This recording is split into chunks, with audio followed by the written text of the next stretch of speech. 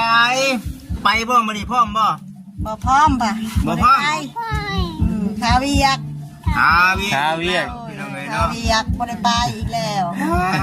คาเวียกหลายอย่างเฮ็ดอันนั้นอันนี้ก็เลยบ่ว่างก็เลยบ่ได้ไปเวียกหลายดิจนบ่ได้เตะนะแม่นเป็นอะไรก็บ่ได้เตะเป็นวันที่2คืนก็บอกเป็นย่าง2บ่ได้ไป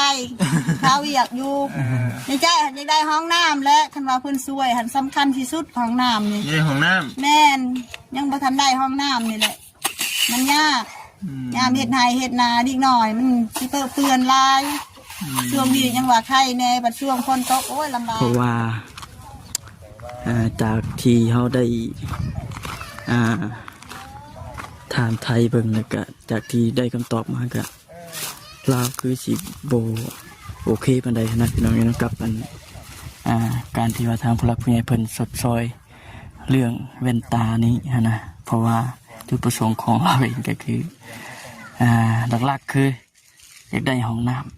ำแล้วก็หารค่าพี่น้องที่ว่าอยากให้ทางผู้หลักผู้ใหญ่เพิ่น